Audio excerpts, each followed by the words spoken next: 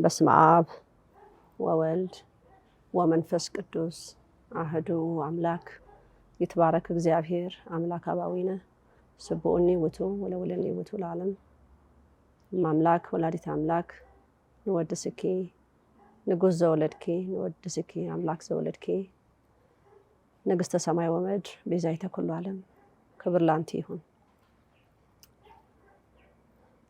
አምላክ አብርሃም አምላክ ይስሐቅ አምላክ ቅዱሳን ቅዱስ እግዚአብሔር ሕያው ዘላለማዊ ንጉሥ ንሴብሐከ ለዘሀብጽሐከነ እስከዛቲ ሰዓት እስከዛቲ ዕለት አምላክነ ወትረ በኩሉ ጊዜ ወኩሉ ሰዓት ንሴብሐከ።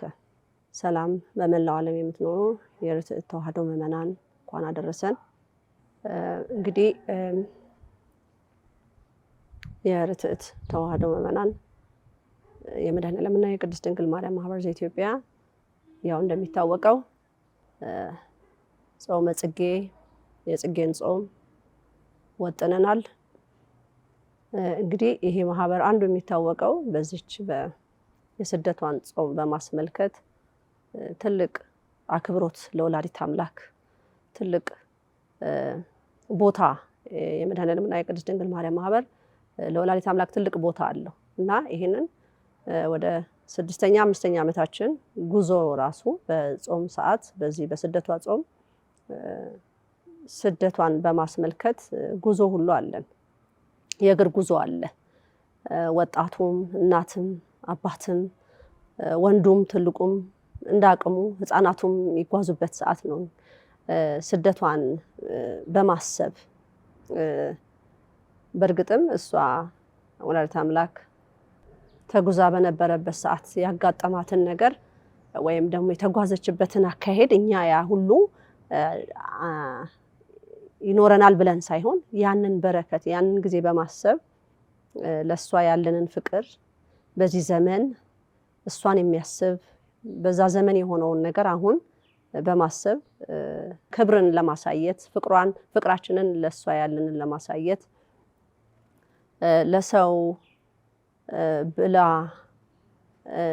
እንግዲህ ሄሮድስ ያንን ነገር ሲያሳድድ ያ ትእዛዝ ተሰጥቶ እሷም ከነበረችበት ከተማ ወደ ሌላ ከተማ እንድትሄድ የመንፈስ ቅዱስ ትእዛዝ ነበረና ያንን የአምላክ እናት የተጓዘችውን ጉዞ የገባችበትን ያንኳኳችበትን በር ሁሉ በማሰብ የውሃ ጥሟ በስደት ላይ በእግሯ ጉዞ በምትጓዝበት ሰዓት ያጋጠማትን ነገር በእርግጥ በታሪክም የተነገረንም ነገር አለ ያልተነገረንም ነገር አለ ብዬ አምናለሁ እና እንግዲህ እኔም ደግሞ ያለፉት 10 ዓመት ይሄ መንፈሳዊ ህይወቴን ከዛ ስደት ዓለም ሆና አስተካክላ ብዙ ጊዜ መመሰክረውም ይሄ ትክክል አይደለም ይሄ መሆን የለበትም እያለችኝ አምኜ እኔም ባለቤቴም ወልዴም ሆነን ተሰብስበን ወደዚች ቅድስት ሀገር ገብተናል። እንግዲህ ስደት ይብቃ ብላን ማለት ነው። እንግዲህ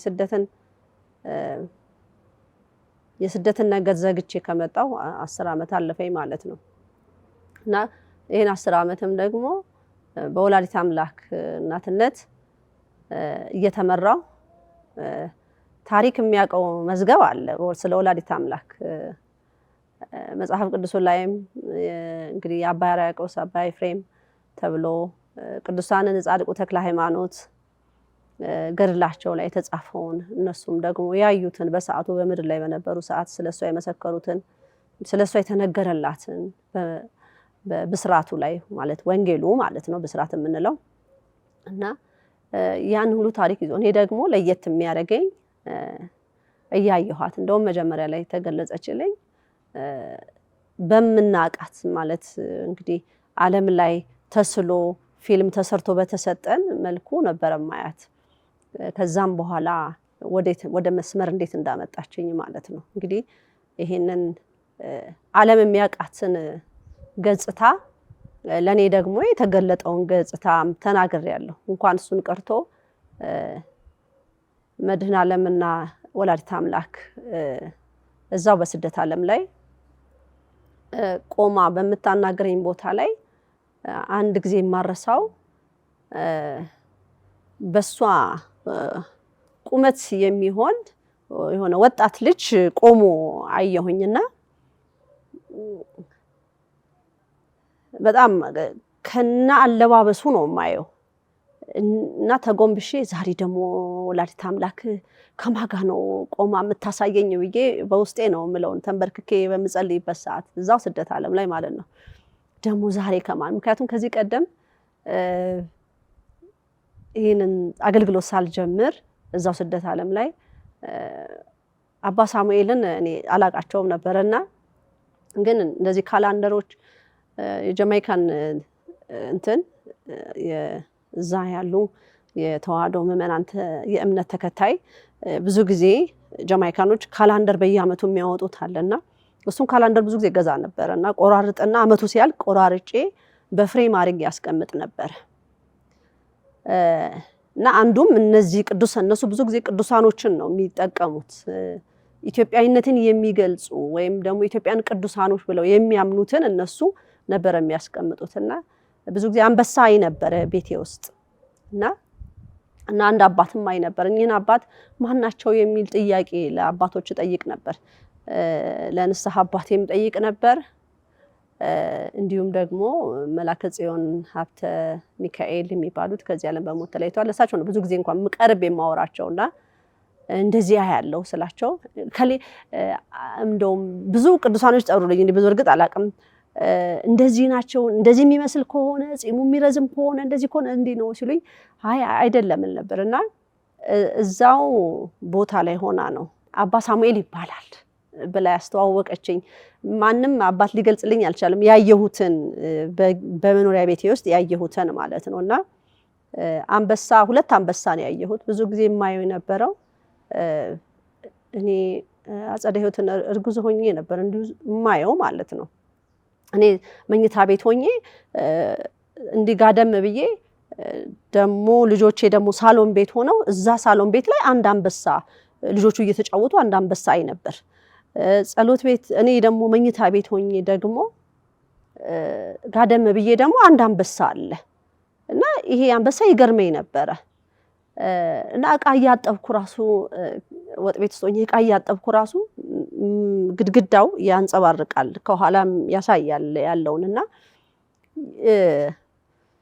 እንደ ሴራሚክ ነገር ስለሆነ ማለት ነውና እንዲህ ብዬ በዛ ሰው ከኋላዬ እንደቆመ በትክክል አየዋለሁና እንዲህ ስል አንድ ትልቅ ሰውዬ አሉ።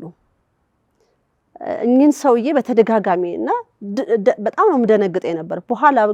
በኋላ ግን በቃ ለመድኳቸውና መላከ ጽዮን ሀብተ ሚካኤል ምን አሉኝ ግን እህተ ማርያም እነዚህን ነገር ስታይ ትደነግጫለሽ ትፈሪያለሽ ምንድነው የሚሰማሽ ስሜት ሲሉኝ ለመጀመሪያ ጊዜ ቤቴ ውስጥ ማን ከፍቶ እንዴት ብለው ገቡ የሚል ስሜት ነበረኝ።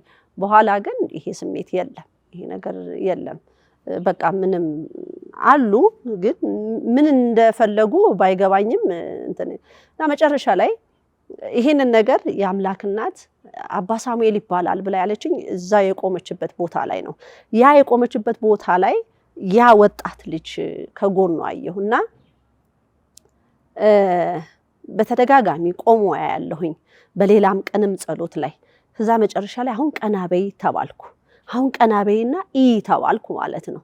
እንዳልኩት መቆማቸውን ነው ማየው ገጽታቸውን ግን እንዳይት የተፈቀደልኝ ሰዓት አሁን ቀናበይና ስባል እንዲህ ሳይ በእውነት በጣም የሚገርም ነገር ነው። ሁለቱም አይናቸው አንድ አይነት ቅንድባቸው አንድ አይነት የገጠመ ያው እሱ የወንድ በ10 እድሜ ያለ ነው ማየው ማለት ነው። በ10 እድሜ ውስጥ ያለ ወንድ ነው እና የፊቱ ገጽታ የሷ የሴትነት መልክ እሱ ደግሞ የወንድ ገጽታ ነው ያለው። ግን አይናቸው ግን በቃ ምንም መለየት አይቻልም እና ከፈገግታቸው ራሱ በጣም ነው ከዛ በኋላ የደነገጥኩት። ያንን ተብዬ ነው። እስከዛ ድረስ ግን ማየው መቆሟን ከሰው ጋራ ከአንድ ወጣት ልጅ ጋራ መቆሟን ነው ማስታውሰውና ስባል ግን ፍቃድ ኖሮኝና ቀጥ ብዬ አይናቸውን ሳየው ሁለቱም አንድ አይነት አይን ነው ያላቸው። እዚህ ጋር ያለው ገጽታ የሚገርም ነውና በህይወቴ የማረሳው እይታ ነው። እና በዛን ሰዓት ጾም እንድጾም ታዝዤ 3 ቀን ጾም እንዲይዝ ታዝዤ ብዙ ጊዜ ምንድነው ጾም አጽዋማቶችን ብዙ አላቃቸውም እኔ እንዳልኩት ያው ብዙ በመንፈሳዊ ህይወት ዕውቀት ስለሌለኝና የኔ ሆኑት ይመጣሉ የምትለኝ ነገር ነበራት እና በሰዓቱ እዛው እንግሊዝ ሀገር ላይ ይመጡ ነበርና ስለ አጽዋማት ያወራሉ። እንዴት መጡ የሚለውን እውነት ነውና እኔ ኑ ብዬ የምጠራው ነገር የለም። በቃ የኔ ሆኑት ይመጣሉ በሚለው ነገር ስላላት ይመጣል ሰው። ምክንያቱም ማርያም ደብረጽዮን ቤተክርስቲያን ውስጥ ቆሜ ምለው አስታውሳለሁኝ። ማርያምም ማለሽ ነፍሴ እግዚአብሔርን ታላቅ ታረጋዋለሽ፣ መንፈሴ በመድኃኒቴ በእግዚአብሔር ደስ ይላታል፣ የባሪያይቱን መዋረድ አይቷልና እንሆ ከዛሬ ጀምሮ ትውልድ ሁሉ ያመሰግኑኛል የሚለውን በቃ በደንብ ለልቤ ነው የሚይዘውና እዛው ደምረት ላይ ቆሜ እናገረዋለሁ። ብዙ ጊዜ ሸምድጄ ነው የሚይዘውና እለዋለሁኝ። እና አንዳንድ ሰው ይገረማል፣ አንዳንድ ሰው ደግሞ ጠንቋይ ናት ይላል። እንግዲህ ይሄን እየተናገርኩ ያለው ማለት ነውና በዚህ አውደ ምሕረት ላይ የወጣው እንዲሁም ቤተክርስቲያን ላይ ማርያም ዘራጽዮን ቤተክርስቲያን እንዳልኩት ብዙ ጊዜ ጀማይካኖች ወይ ዌስት ኢንዲ የሆኑ ተወላጆች ናቸው እዛ ቦታ ላይ የሚመጡትና እዛ ነው አጸደ ሕይወትም ክርስትናን የተቀበለችውና እዛም አገልግሎት ጀምሬ ነበር ብያቸዋለሁና ከዛም ዛሬ ጾም ነው ተብሎ የሚነገረን አለ። ጾም ሲፈታ ደግሞ እዛው ያለው ምእመን ደግሶ ከቤቱ አሰርቶ ካህናቱን ምእመኑንም ማብላት የሚፈልጋልና ያቺ ቤተክርስቲያን ናት ብዙን ነገር ያየሁባት ብዬ ብል ማጋነን አይሆንብኝም። እንዳልኩት ማርያም ደብረጽዮን ቤተክርስቲያን አያለሁ፣ ግን ራቅ ያለ ስለሆነ የምትቀርበኝ እዛው አካባቢ ያለችው ያቺ ቤተክርስቲያን ነበረችና ስለ አጽዋማቱም ብዙም ዕውቀቱንም የጀመርኩት እንደውም ክንፈ ገብርኤልም በጣም በተለይ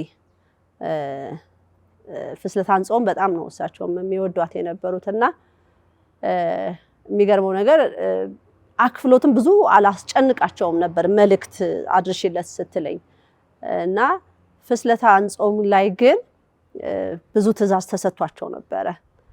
ፍስለታን ጾም እንዳለቀ ነው እሳቸው የሚያረፉት ከዚህ ዓለም በሞት የተለዩት ማረሳው ማለት ነውና በፊትም ጀምሮ ከኔ ጋር ከመተዋወቁ በፊት በቃ የኪዳነ ምሕረትን ጾም በጣም ትልቅ ቦታ አለው ክንፈ ገብርኤል እና ምንድነው ብዙ መንፈሳዊነቴ ከሰው ሳይሆን ከወላዲት አምላክ መመሪያ የተሰጠኝ እንዳልኩት ህዝብ ዛሬ ታሪክን እያነበበ ነው። እኔ ግን ያን አንብቤ ሳይሆን እየተነገረኝና እያየሁ ነው።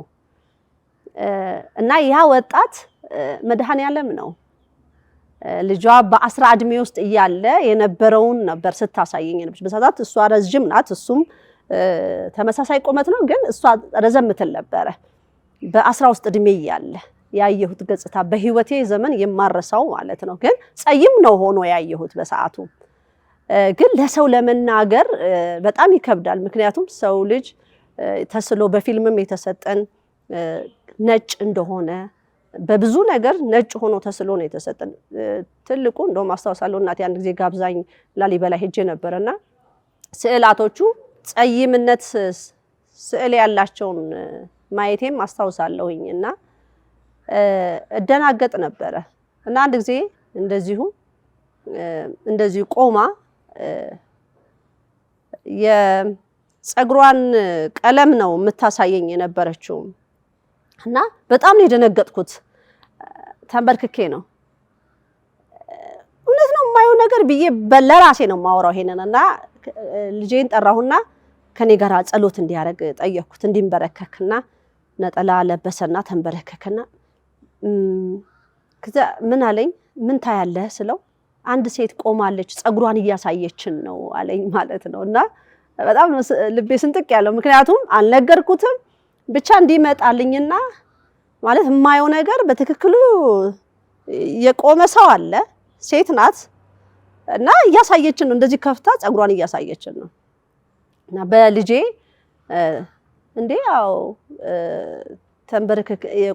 ተንበርክከን ነው የቆመች ሴት አለች ጸጉሯን እያሳየችን ነው ሲለኝ ምን አይነት ጸጉር አየህ ስለው ዳርክ ሄር ነው ያየሁት አለኝ።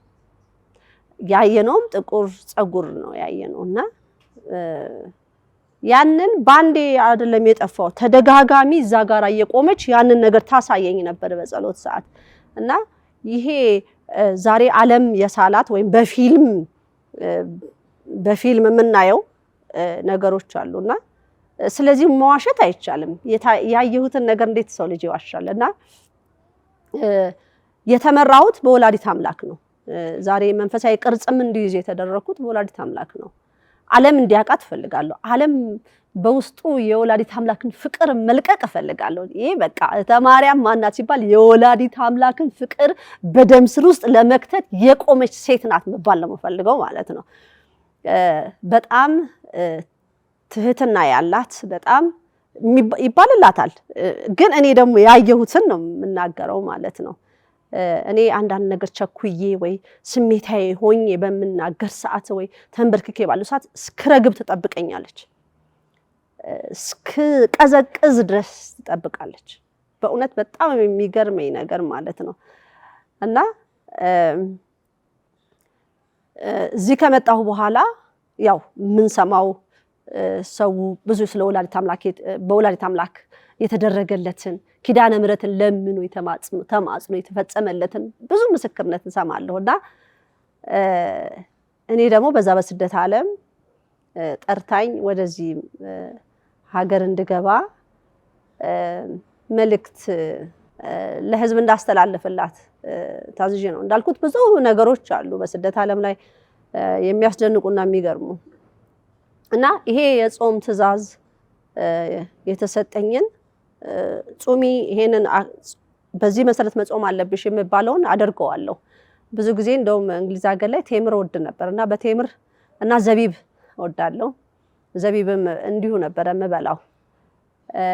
ወደዚህም ሀገር ለ3 ቀን ነይ ሂጂ ስባልም አስታውሳለሁ ዘቢብ ነው ከቦርሳዬ ውስጥ ያስኩት። ሻንጣ ምናምን አልያዝኩኝም። በጣም እችን የምታክል ጋቢ፣ ጸሎት መጽሐፍ እና አንድ ከለበስኩት ሌላ ልብስ ቅያሪ ነው ያስኩት።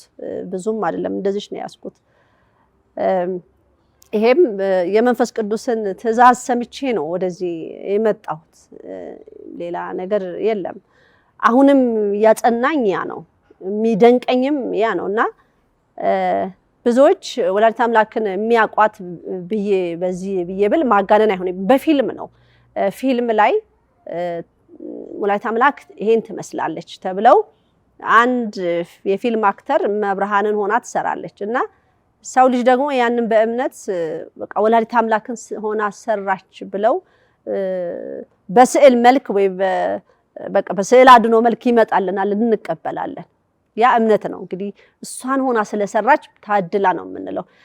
ከዛ በኋላ ግን እቺ ሴት ግን ያንን ስርዓት ይዛ አትጠብቅም። ከዛ ያንን ሰራች። ከዛ ደግሞ ለቀጣይ ሌላ ፊልም አላት፣ እዚህ ግባ የማይባል ፊልም ማለት ነው።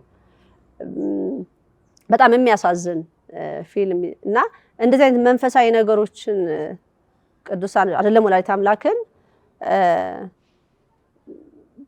በመንፈሳዊ ሕይወት አገልግለው ከዚህ ምድር ላይ የሄዱትን እግዚአብሔር የተቀበላቸውን በእነሱ መልክ ፊልም መስራት ራሱ ያስጠይቃል።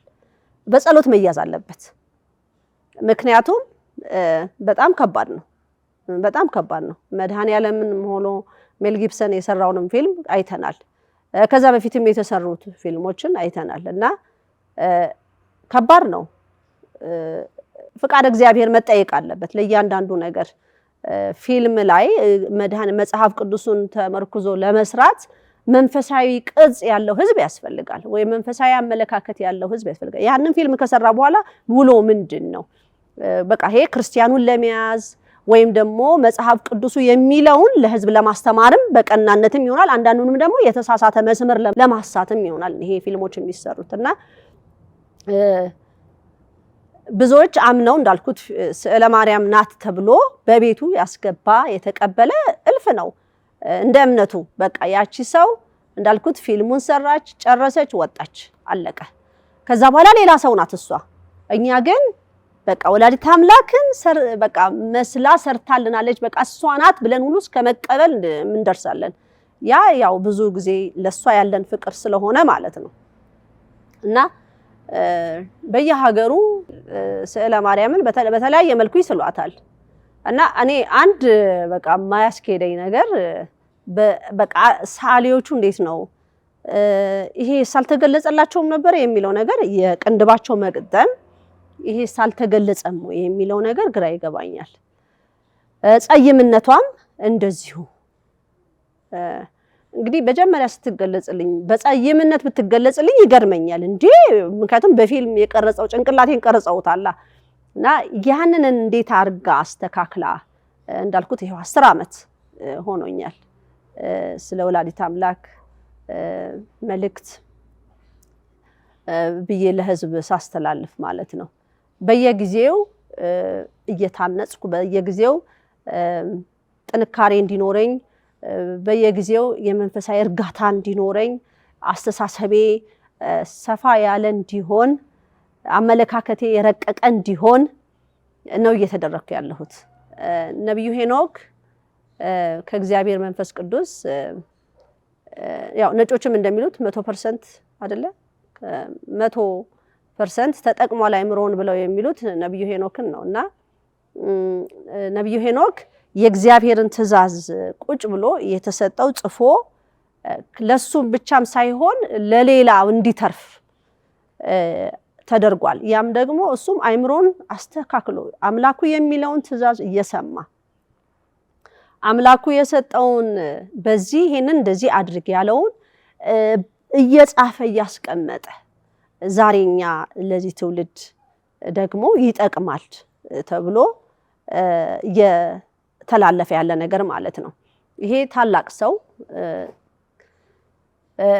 እግዚአብሔር መርጦት ነው ይሄንን ሲሰጠው ይሄንን ምክንያቱም አንዳንዱን መጽሐፍ ቅዱስ ላይ የለም እውነት ለነብዩ ሄኖክ የተሰጠው እና የጻፈው ከእግዚአብሔር ተቀብሎ የተሰጠ ነገር ሁሉም ነገር የላችሁም አጣቁትም አጥፍተውታል ለራሳቸው የሚያዙትም ነገር ደግሞ እንዲደብቀውም ደግሞ አለ ዛሬ ፊልም ሲሰራ በጣም እንደነቃለን በቴክኖሎጂ በጣም እንደነቃለን ግን እግዚአብሔር በዚሁ እሱን ተቀብለውት ወይስ የሱን ትእዛዝ በመድር ላይ በነበሩ ሰዓት እንዲፈጽሙ ያደረጋቸውን ቃሉን የፈጸሙትን ብዙ ነገር ሰጥቷቸዋል ከነሱ አልፎ ለዓለም የሚሆን ትምርት የሚሆኑ ነገሮች አዘጋጅተውም ሄደው ነበርና እኔም ደግሞ በዚህ ዘመን ከዛ ከስደት ተጠርቼ ይሄንን አገልግሎት ጠራ እውነት በየጊዜው ሙሉ እንደሆን በየጊዜው እንደውም አንዳንድ ሰው አረ ተማሪያ እንደው አንቺ ልበ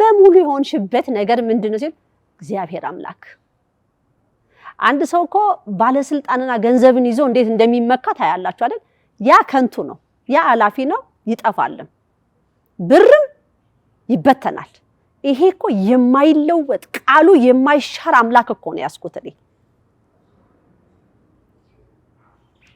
ምንድነው የሚተላለፈው መልእክት ጾሙ ጸልዩ መንፈሳዊ ይዘት ይኑራችሁ ዛሬ መንፈሳዊ ያለ ሰው መንፈሳዊ ህይወት ያለው ሰው አለ ይባላል ግን ቢኖር ኖሮ ዛሬ የተሰሩትን ፊልሞች ወይም በየቤታችን ያስገባናቸውን ስዕለ ማርያሞችን የሚያስተካክል ሰው እኮ መኖር ነበረበት መንፈሳዊ ህዝብ ቢኖር ኖሮ ወይ መንፈሳዊ ሰዎች ቢኖሩ ኖሮ ማለት ነው ስለዚህ እኔ እዚህ አገልግሎት ላይ ስመጣ እንዳልኩት ስዕለ ማርያም ከመሳለዋ በፊት እውነት የመጀመሪያ ጊዜ በቃ ቶሎ ለመሳል ነበር እንደው የፈለኩት ማለት ነው በቃ ሳሉልን እንደው ስዕለ ማርያምማ ቸኩያለሁ ብዬ በጣም ግን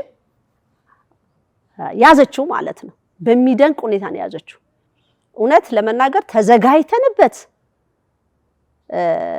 የስዕል መሳያውን ቀለሙን ሁሉን ነገር ተዘጋጅተንበት ነበር በጣም ፍላጎቱም ስለነበረኝ ማለት ነው። እንዴት በቃ በእርግጥ ቁጭ እሷን ማድረግ አይቻልም እውነት ለመናገር ግን እንደው ምትመራኝን ወላዲት አምላክ ለህዝብ የሆነሽ ነገር ማሳየት ፈልግ ነበርና ቸኩዬ ነበር ቶሎ እንዲታይ በቃ በተጻድቅ ግዛ ይሄንን ግዛ ብናም ብለን የተገዛውን ጨርቅ ሁሉ ጸሎት ቦታ ላይ ይቀመጥ ተብሎ ከዛ በኋላ ከተወጠረ በኋላ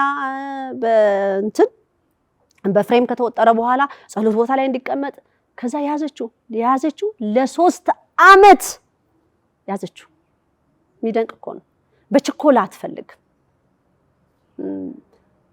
ፈጥነን ነገሮችን ምን ፈጥነበት ነገሮች ይኖራሉ ግን እዚህ ላይ ግን ክብር ይግባት ወላዲት አምላክ 3 አመት ያዘችው ያለ ማጋነን እዚህ ጋራ ማህበርተኛውም ሁሉ ምስክር መሆን የሚችልበት ነገር ማለት ነው እና ከ3 አመት በኋላ በታሪክ ተደርጎ የማይታወቅ ጸሎት ላይ የተጠየቀው ፍቃድ አለን ወይ እየተባለ ነው ፍቃድ አለኝ ወይ ብዬ መጠየቅ አለብኝ ለካ እንዲ ዝም ብሎ ተነስቼ የሷን ስዕል በቃ ይቻታለውና ልሳላትና ለህዝቡ በክፋት አይደለም እኔ ግን በቃ በእንደዚህ አይነት መልኩ ላደርግ ስል ተያስኩኝ ጸሎት እንዲይዝበት ህዝብንም እንዳላሳስት እንግዲህ እና ጸሎት እንዲያዝ እና በጣም የሚደንቀኝ ነው በየጊዜው ሳስበው እነዚህ ነገሮች እንዴት እንደተመራው ሳስበው ይገርመኛል እንዳልኩት እንደ ሰውኛ ቸኩዬ ቶሎ ብዬ ለማድረግ እንኳን በዚህ በመንፈሳዊ ህይወት ሆኜ እሷን አምኛት እንድቸኩል እንኳን አልፈለገችም እንዲይዘው ነው ያዘዘችኝና በተጻድቅም እንዴት ነው አሉኝ አይ በቃ እንጠብቅ እስቲ ቀኑንና ሰዓቱን አለን ከ3 አመት በኋላ ፍቅረ ማርያም ዮሴፍ ሀብተ ዘድንግል ኤስሮም እና ኪዳነ ማርያም የዓለም ብርሃን ናቸው 3ቱን ሰዓሊ ቁጭ አድርጋ እኔ ፍንጭ ሰጥቻቸዋለሁ ትንንሽ ነገር ሰጥቻቸዋለሁና ሲስሏትም በጣም የሚገርመው ነገር ማለት ነው ጧፍ እያበሩ ነው የሳሏት ወላዲት አምላክን ጧፍ እያበሩ ነው የሳሏት ሌላ የመብራት እየበራ እንዳይሆን ሁሉ ማስጠንቀቂያ ሰጥቻቸዋለሁና ጧፍ እያበሩ ጾም ላይ ሆነው እየጸለዩ እየሰገዱ እኔም ተሳስቼ እነሱን እንዳላሳስት የተሳሳተ ነገር ለትውልድ እንዳይተላለፍ የዚህን ያህል ማለት ነውና አሁን በፊልም ዓለም ያለውን ነገር ነው በቃ ፊልም መስራት ፈልገዋል መጽሐፍ ቅዱሱ የሁሉም ነው ስለዚህ በቃ ሰርተን እናስተምረዋለን ህዝቡ የሚል በእግዚአብሔር እንደማይቻል በቃ መንፈሳዊነት ህይወት ካለ ራሱ መንፈስ ቅዱስ ተቆጣጥሮ ምን ያደርጋል የሚለው ማለት ነው እንግዲህ እኔ ማንንም አልመከረኝም አረ ቆይ ንግስተ ነገስት ወይ እህተ ማርያም ቆይ ባንዴ እንዳትሰይ ብሎ ያለኝ የለም ራሷ ቅድስተ ቅዱሳን ያዘችው ይሄን ነገር ማለት ተአምር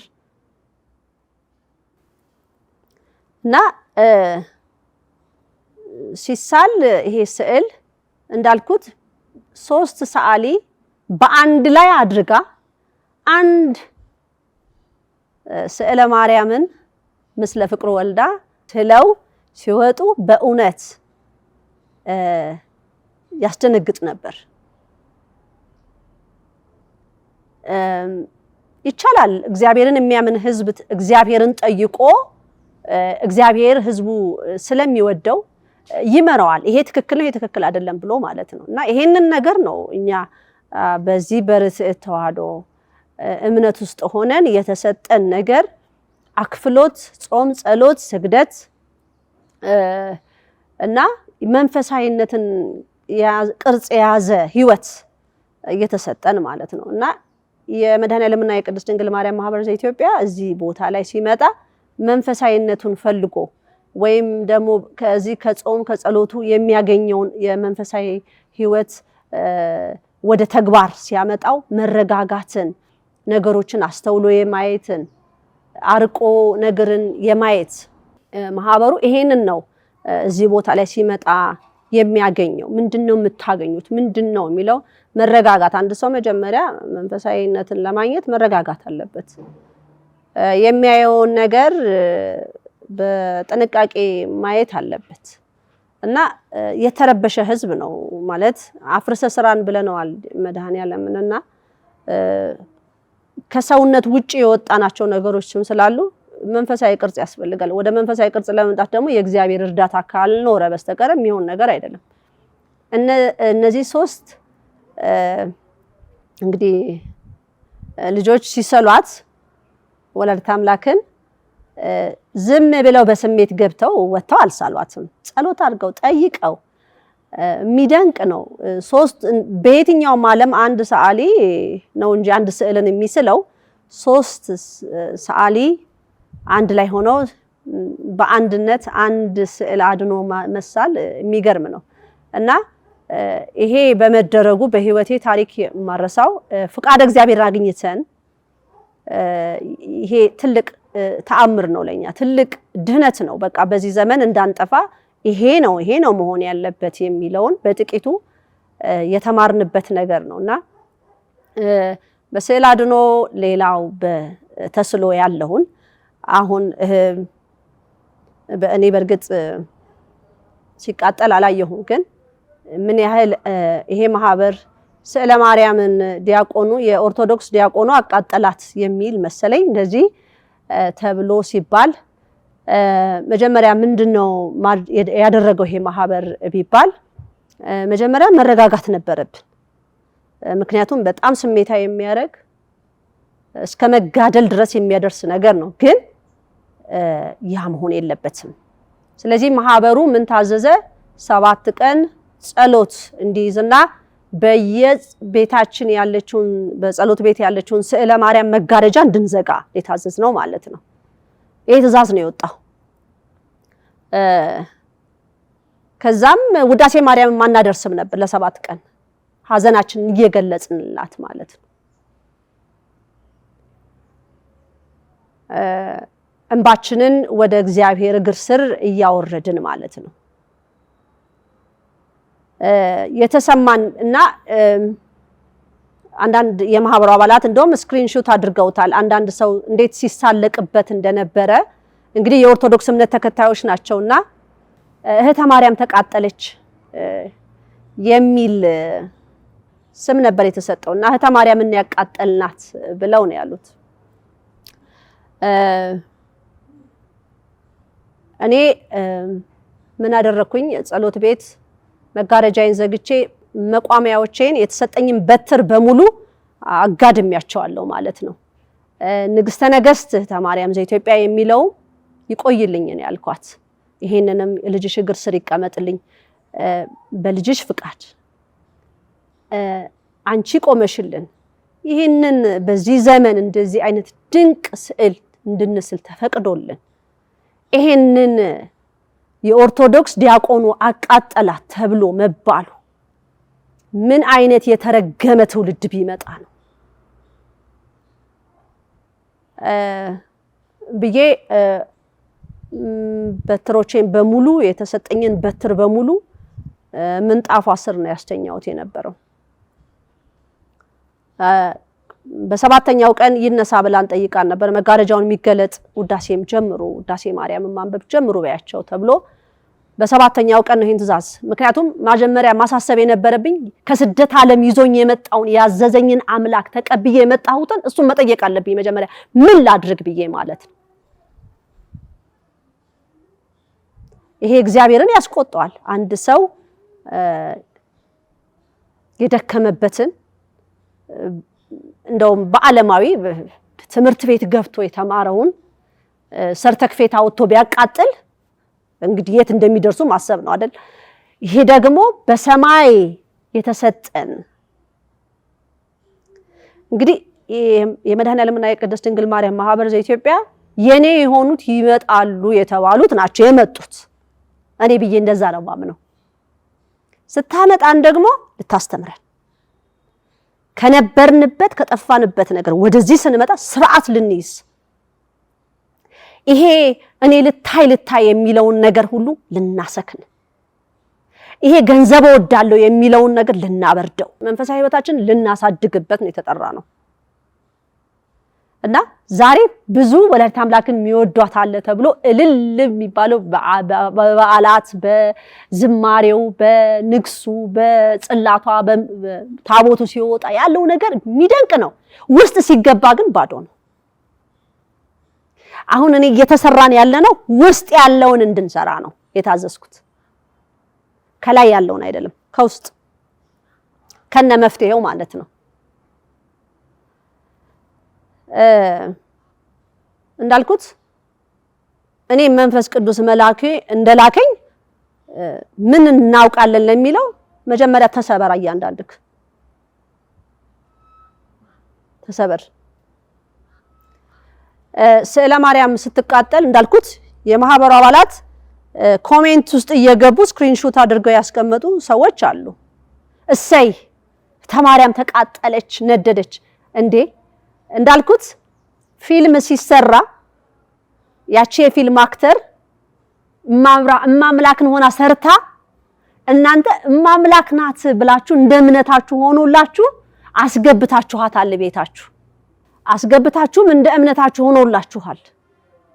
እኛ ደግሞ 3 ዓመት በሱባኤ ጠይቀናት በሱባኤ መጠየቁን እንኳን ሰው ሳይነግረን እራሷ መርታ የተሳለን ስዕል እማምላክ ናት ብለን አምነን እንዲህ ይሄማ ራሷን የሳለቻት እየተባለ ለምን እንደዚህ ሊሏችሁ ቻሉ?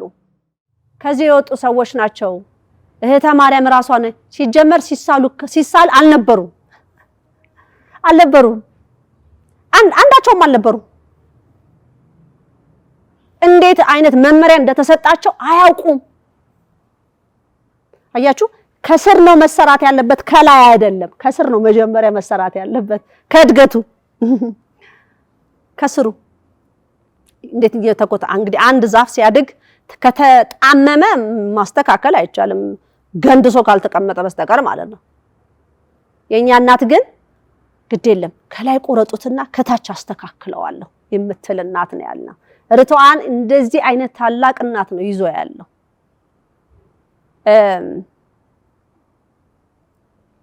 እና በፊልም እናንተ ያቺ ፊልም የሰራችውን ሰው ተቀበላችኋት። ከዛ ቀጣይ እኮ የመብርሃንን ፊልም ሰርታ ቀጣይ ደግሞ የምትሰራው ፊልም ቃሉንም መጥቀስ አልፈልግም ምን አይነት ፊልም እንደምትሰራ፣ ወይ በዛ እኮ አላከተመችም፣ ወይም በዛ እኮ በቃ መንና አልገባችም። በጣም የሚያሳዝነው ነገር ማለት ነው። ያንን እኮ መብርሃን ናት ብላችሁ አምናችሁ ቤታችሁ አስገብታችኋል። አሁንም የምናገረው ነገር ለአብርሃም አምላክ ማዕድ ከመቀበሴ በፊት አቡነ ዘበሰማያት ከማለቴ በፊት ምን እላለሁ መሰላችሁ? ጌታ ሆይ የስዕሉን መቃጠል እንዳትረሳብኝ እያልኩ አሳስባለሁ። እስካሁንም ድረስ ወላዲተ አምላክ ይሄ ስዕል መቃጠሉን እንዳትዘነግብኝ ብዬ አሳስባለሁ። እና የኦርቶዶክስ እምነት ተከታዮች ተቃጠለ ብላችሁ እንደውም ይመስለኛል ጋሹ ነው ፕሮግራሙ ለቀጣይ በባህር ሐሳብ ቅዳሜ ቀን ስለምናቃጥላት ተባበሩኝ የሚል ቪዲዮ ሁሉ አለ። ተባበሩን በዚህ ቀን እናቃጥላታለን ተብሎ ማለት ነው። እንግዲህ የተባለው ኦርቶዶክስ ዲያቆን ነው የተባለው። ኦርቶዶክስ ዲያቆን ስዕለ ማርያምን አቃጠላት፣ እህተ ማርያምን አቃጠላት አይደለም ያለው። ጽሁፉ ይሄ ነው። በስነ ስርዓቱ ጽሁፉን አይቻለሁ። እንዳልኩት ውስጡ ያለው ማየት እኔ አልፈልግም። እና ይሄ ምን ያህል የተረገመ ትውልድ እንዳለ እዚህ ጋር ያለውን እውነት ማወቅ አይፈልግም። አትወቁ፣ እሱ የራሳችሁ ነው። እኔ ግን ይዤዋለሁ፣ እቀጥላለሁ። ወላዲተ አምላክን እናቴን እኮ ነው ያዝኩት። ሰናጣጥቄ እወጣለሁ፣ እየወጣሁም ነው።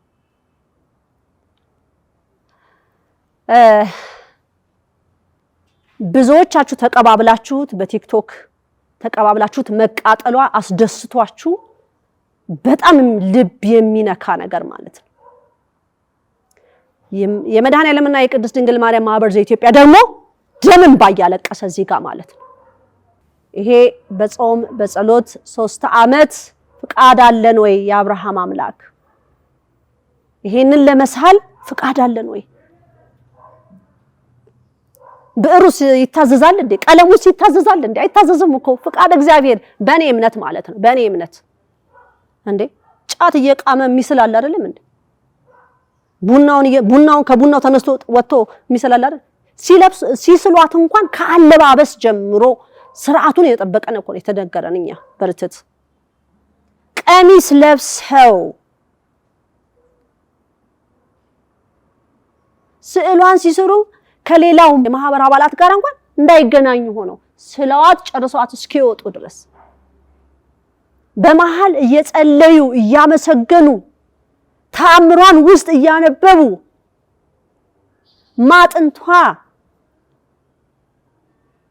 እየደረሰን እዛ ሆሊውድ ፊልም ላይ የተሰራው በቃ አንድ የሆነ ዳይሬክተር በቃ ይሄን አቁጣ በቃ እኔ ይሄንን ፊልም እንድትሰሪ ነው ከሌ አንቺን መርጬሻለሁኝ አንቺ ነሽ ማርያምን ሆነሽ የምትሰሪው አንቺ ደግሞ ኤልሳቤጥን ሆነሽ ትሰሪያለሽ አንቺ ደግሞ ብሎ እንደዚህ ከፋፍሎ ያስቀመጣቸው ማለት በእግዚአብሔር ቤት ግን አይፈቀድም እንደዚህ ይሄንን ርትት ነው የሚያስተምረው ማለት ነው እንደዚህ አይነት የተሰሩ ፊልሞችስ እኛ ከፍተን ማየት እንችላለን ወይ አንችልም ምክንያቱም የመንፈሳዊነትን ቅርጽ የያዘ ነገር ስላልሆነ ማለት ነው የለው እና በእውነት የማህበሩ አባላት አልቅሷል ደምን ባልቅሷል አልቅሷል ውዳሴ ማርያምሽን አናደርስም 7 ቀን ሐዘን ላይ ተቀምጠናል ብሎ ነው ማህበሩ አልቅሶ የነበረው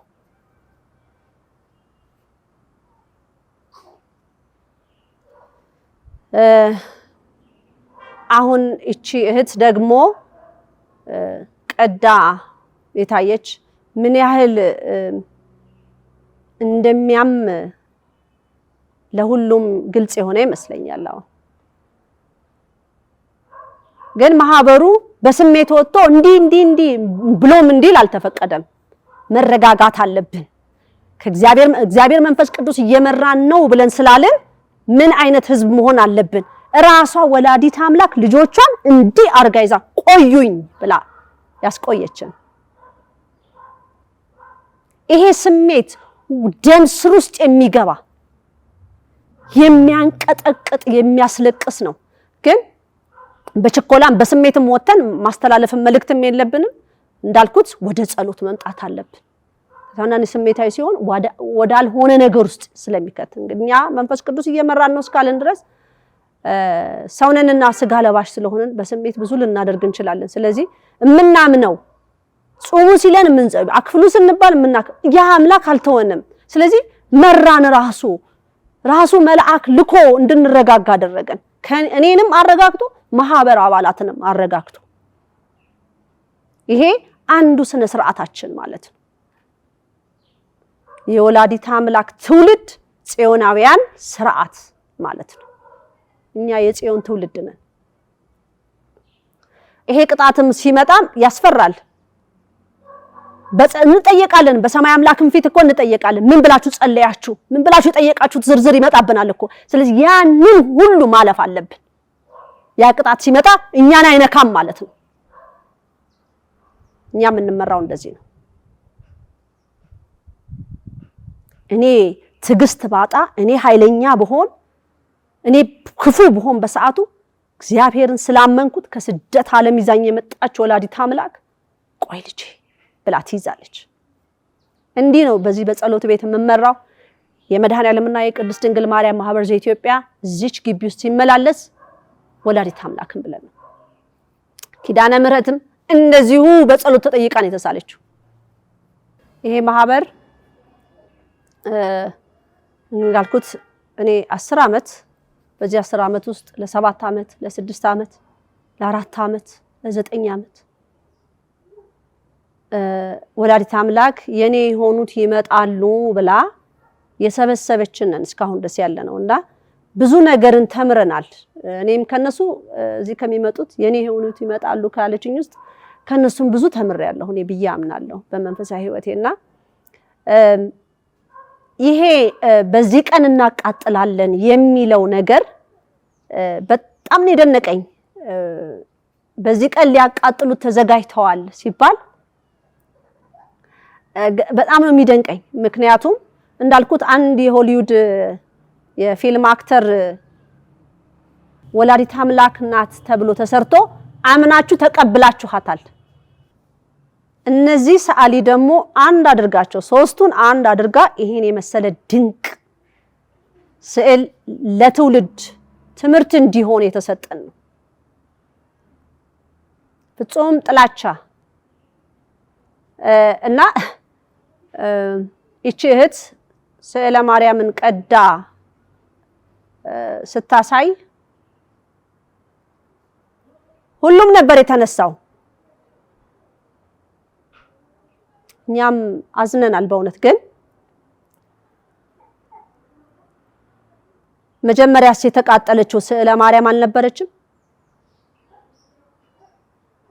አይ ወይስ እነህተ ማርያሞች ጋራ ስለተሳለች መምላክ አይደለችም? እነ ሆሊውድ የሳሏት እነ ሆሊውድ ፊልም የሰሩባት ግን ነች አይደል? ይሄ ምንድነው? ትክክል አይደለም። ማሰብ አለብን እንደገና። እኛ በጸሎት ጠይቀን ለምነን የተፈቀደልንን ለትውልድ ልናስተምርበት አስቀምጠናል። አለመማር መብትህ ነው፣ አለመማር መመልከት መብትህ ነው። እኛ ግን እንደምናስቀጥለው ነው የምነግርህ። ይነግሩሃል ብያለሁ ከዚህ በፊት ይነግሯችኋል፣ እየወጡ በአፋቸው ይመሰክሩልሃል። እንግዲህ እኛ ጾመ ጽጌን ጀምረናል፣ ወጥነናል። አሁን ይሄው ቺ ጾም ታላቅ ጾም ናት። ስደቷን፣ ስቃይዋን፣ መከራዋን ዮሴፍ የሚገርማችሁ ነገር ማለት ነው ብዙዎቻችሁ ያው አረጋዊ ዮሴፍ አይደለ ምንለው በጣም ቀልደኛም ነው። ወላዲተ አምላክ እንዳይከፋት ቀልዶች እየቀለደ ያጫወታት እንዳይሰማት በር ከፍተው ኧረ ዞር በይ ብለው የሚዘጉባት ላይ ይሰማታል። እንደ እናት ልጅ ይዛለች እና ዮሴፍ አረጋዊ ዮሴፍ ጨዋታዎች ያወራት ነበር ለአምላክ እናት።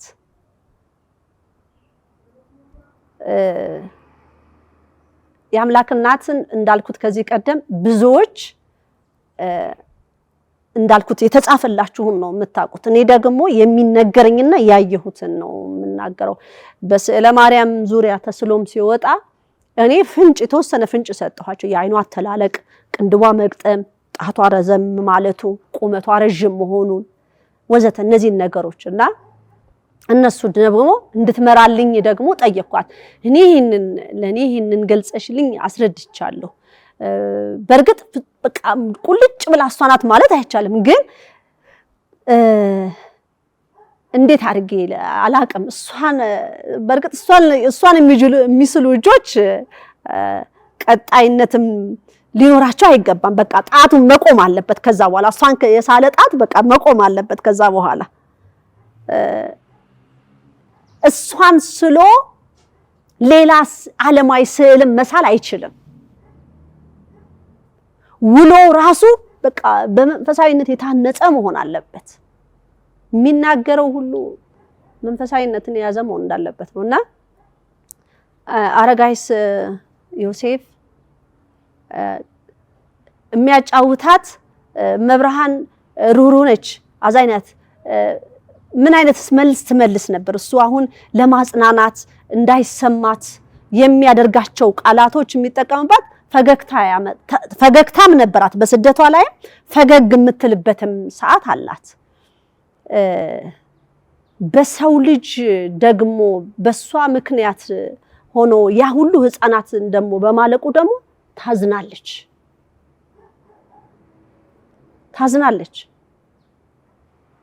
እንዳዘነችም ስለሚያውቅ ነው። መድኃኔዓለም እኮ ብቻዋን ልጇን ይዛ እንድትሄድ ማድረግ ይችላል። አጋዥ ለምን አደረገ? ከጎኗ ሰው ለምን አደረገላት? ወላዲተ አምላክ ሰው በነበረች ሆና በምድር ላይ በነበረችበት ሰዓት ላይ ልጇን ይዛ ስትንገ የስንቱ ፊት በመልካም የተቀበላት አለ፣ በፈገግታ የተቀበላት አለ፣ ፊቱን አጨልሞ በሩን የዘጋባት ሁሉ አለ። ቅጣትም ወዲያውኑ የሚያየ አለ እዛው ጋራ ማለት ነው። አሁንስ ያለ ትውልድ ምን አይነት ትውልድ ነው? መርጦ የሚያይ አይ ይሄ ሊሆን አይችልም፣ ይሄ ሊሆን ይችላል። እንደዚህ አይነት ክርስትና የለም።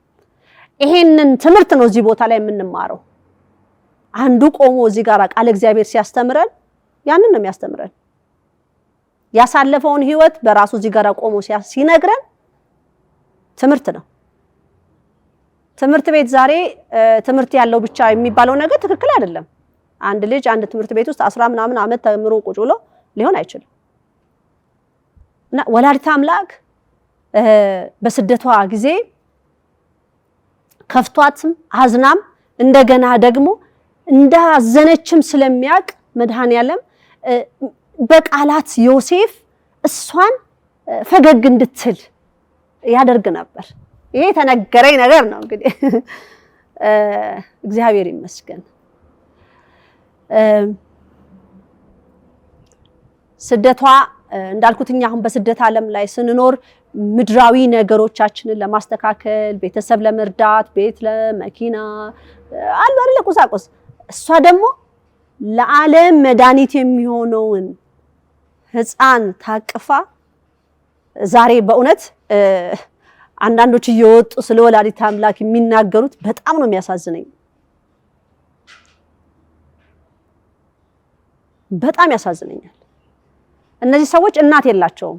አሁን ለምሳሌ ትዝታው የወጣ ስለ ወላዲተ አምላክ የሚናገረው ጥላቻ ምንድነው? ከየት የመጣ ነው ይሄ ጥላቻ?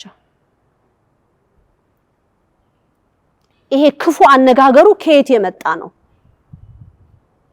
የሆነ መቼ መሰረት አለው እንጂ መሰረት ሳይኖረው ከጭፍን የሆነ ጥላቻ ሊዘራባት አይችልም። ግን እንደዚህ አይነቱን ሰውስ እንዴት ነው ልትመልሱት የምትችሉት?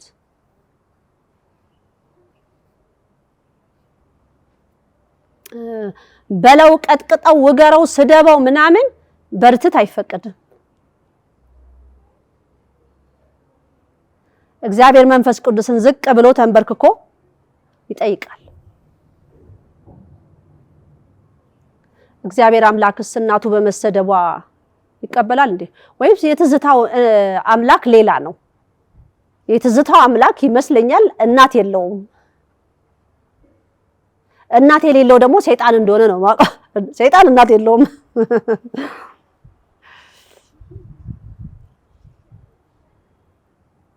ስለዚህ ግራ የሚያጋባ ትውልድ ላይ ነን ያለነው። እንደዚህ አይነት ትርምስ ያለበት። ከዚህ ትርምስ ደግሞ እንዴት ነው የምንወጣው? እንዴት ነው ተፈላልገን አንተ ስህተት አለብህ፣ አንተ ጥፋት አለብህ፣ አንተን ተቀይሜሃለሁ፣ አንተ ትክክል አልሰራህም የምንባባለው እንዴት ስንሆን ነው? ወደ እግዚአብሔር ስንመጣ ነው። ልባችን ሲሰበር ነው። አይ እኔ ብቻ አውቃለሁ እያለ አንዱን ራሱን ከፍ አንዱ የሚወደውን ወደ ላይ መስቀል የሚፈልገው ማፍረጥ የምትፈልጉትን መካብ እንደው በእውነት እግዚአብሔር በእንደዛ መልኩ እናንተ ቲፎዞ ስለያዛችሁ በቲፎዞአችሁ በቃ ሰማይ የምትገቡ ቢሆን የተጠላው ደግሞ የሚቀበር ወይ ሲኦል የሚወረወር ቢሆን ኖሮ ጉድ ይፈላ ነበረ። ግን እግዚአብሔር እንደዛ አይሰራም። እግዚአብሔር የተረዳሁት በዚህ በአገልግሎቴ በዚህ 10 ዓመት አገልግሎቴ የተረዳሁት ያንን ነው። የህዝብ ብዛት ስላለ አይደለም። የሚያስተውል ትውልድ ይፈልጋል የአብርሃም አምላክ። ሲሳደብ አብሮ የሚሳደብ፣ ሲያሽሟጥጥ አብሮ የሚያሽሟጥጥ፣ ቀጥቅጠው ሲል አብሮ የሚቀጠቅጥ እንደዚህ አይነት የርትዕ ተዋህዶ ሃይማኖት ምእመን የላትም ወላዲተ አምላክ። እንደዚህ አይነት ትውልድ አትፈልግም። ሁሉን በመስመሩና በመስመሩ ማስያዝ ያለብን እናስይዛለን። ትዝታው የወጣ ስለ ወላዲተ አምላክ የሚናገረው ጥላቻ አንተ ከሴት አይደለም የተወለድከው? እንዲህ ዝም ብሎ ነው የመጣው? ከምንድን ነው የተፈጠርከው? መቼም የሆነ መስመር ሊኖርህ ይገባል አይደል? አለህም ብያ ምን አለው እኔ ግን ምን ረስተኸው ነው? ለምንድን ነው ወላዲተ አምላክ እንደዚህ የጠላሃት? ለምን? ምን አደረገች? ይሄ ጭፍን የሆነ ጥላቻ ከየት ነው የዘር ሐረግ የመጣብህ? እንዴ በዚህ ዘመን ወርዳ ቆማ ብታናግርህ እኮ እንዴት አይነት መልስ ነው የምትመልስላት?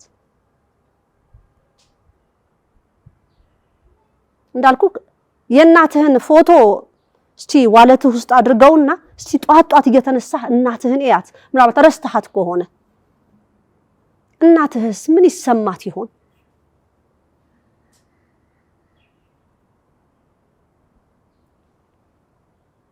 ምንድነው የሚሰማት? ቻርሊ እንግዲህ ቻርሊ ጄምስ አይደል? እሳቸው